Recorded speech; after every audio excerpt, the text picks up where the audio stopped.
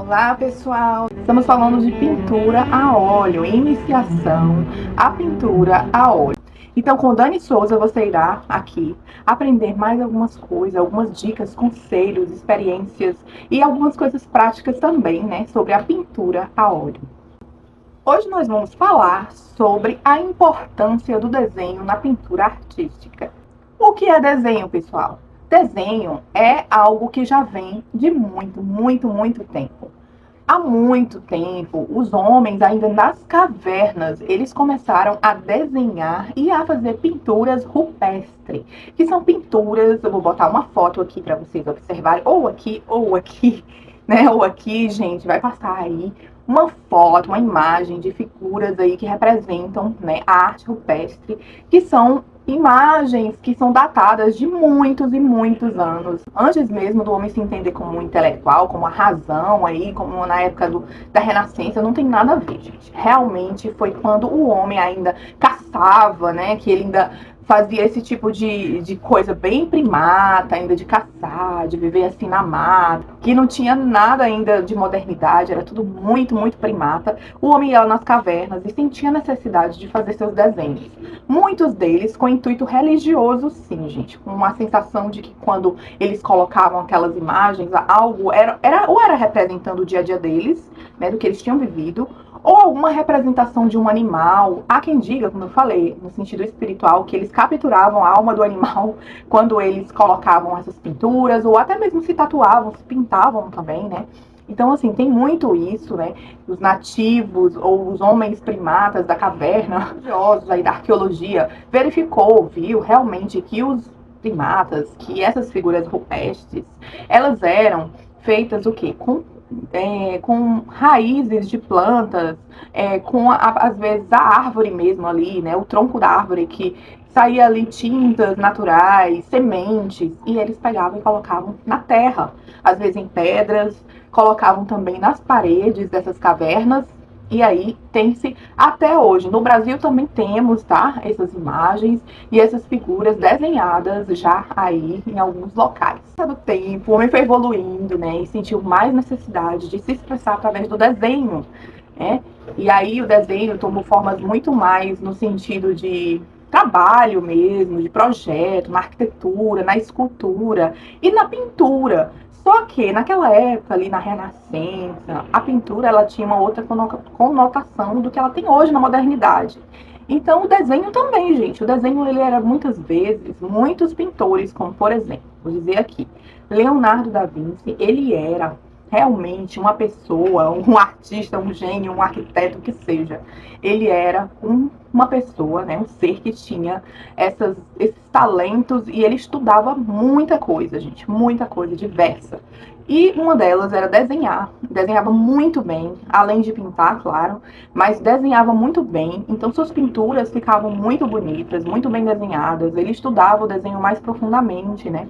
Na perspectiva, né? Não só Leonardo, mas vários outros ali na Renascença, Rafael e outros que quando surgiu ali a perspectiva, né, no desenho, que a gente pode ver realmente já um estudo mais profundo, com pontos de fuga. Vou mostrar alguns também desenhos passando aí, tá? Claro que já são mais para pinturas, mas a gente encontra, né, muitos nos livros sobre desenho, sobre as pinturas da Renascença, todo esse estudo que eles faziam sobre o desenho, tá? Puxar linhas, né? Já achar o ponto de fuga ou vários pontos de fuga e dali eles traçavam seus desenhos bem já mais na terceira dimensão.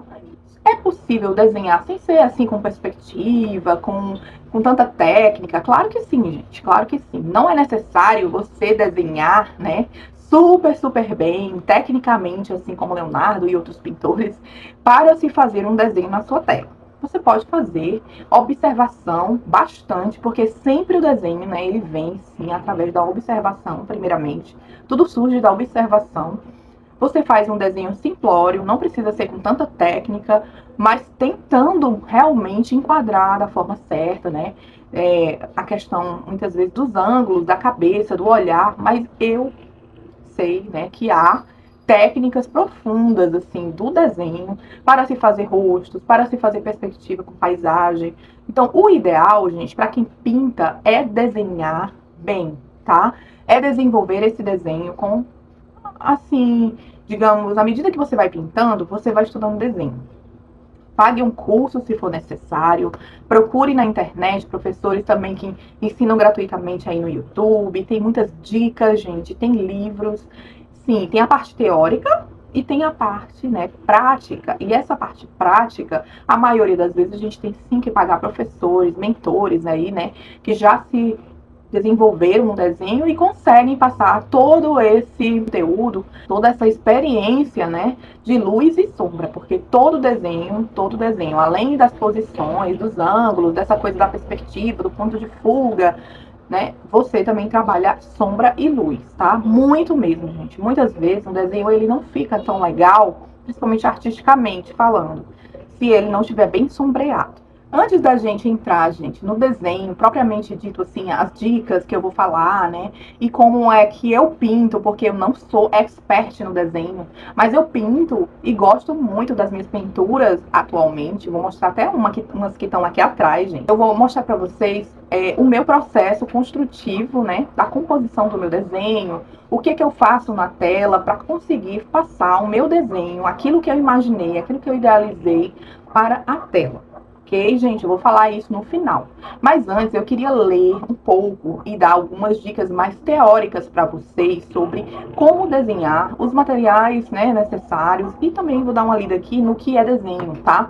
Para vocês ficarem com isso aí bem na mente de vocês, essa parte mais romântica, né, do desenho, que é a teoria, que é a idealização. Então vamos lá. Vou ler para vocês e vou colocar aqui escrito o que foi que esse autor falou, tá? Eu não consigo falar o nome corretamente, mas vai ficar aqui. Então, o nome é Philip Hallowell.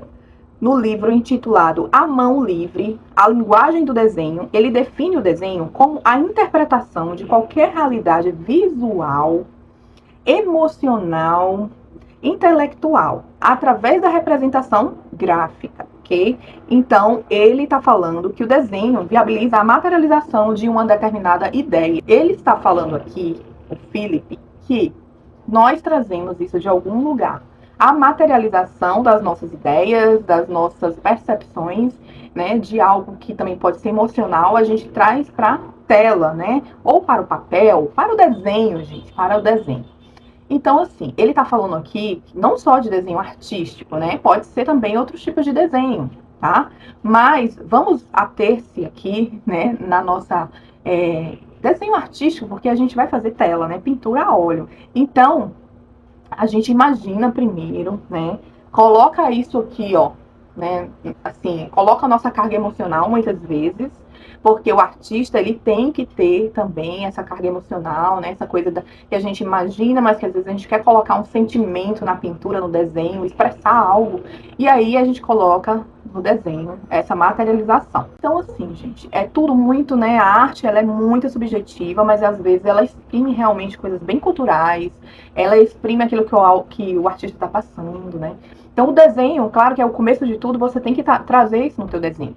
Mesmo que ele seja, vamos supor, um desenho abstrato. Se o desenho for um desenho abstrato, com linhas, né, com alguma coisa, algumas curvas, ele traz essa carga emocional também. Kandinsky, né, que foi um grande gênio aí da pintura, ele foi considerado o pioneiro, né, do abstracionismo. E Kandinsky trazia em suas pinturas praticamente desenhos, né, com linhas, curvas, algumas notas musicais no começo, porque a música influenciou muito esse artista. Então, assim, os desenhos abstratos de Kandinsky eram muito, assim, geométricos, mais no sentido, assim, da linha, da curva, do ponto, né? Então, assim, Kandinsky, ele foi o pioneiro do abstracionismo considerado, e ele já trazia essa carga aí de linhas, mas com certeza, gente, tinha muito a ver com a música. O sentimento da música ele expressava através dessas linhas, dessas curvas, né? Então, no desenho, a gente já traz isso daí. Bom, uma observação, como eu falei, que antigamente o desenho, ele era muito, tinha outro foco, né? Ele era muito mais expresso na arquitetura, na escultura, em outras escolas, claro que na pintura, mas de outra maneira. Ele tinha um foco muito mais profissional, no sentido do fim, né? Hoje, o desenho artístico mudou muito, gente, porque na modernidade, no modernismo, ou na pintura contemporânea mesmo, não dizer nem pintura, no desenho contemporâneo, por que não falar assim?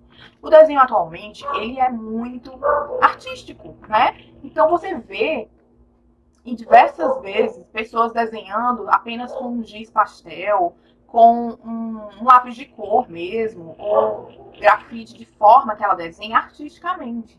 Não é um desenho simplesmente um esboço, é um desenho bem artístico que chega a se tornar uma pintura, né?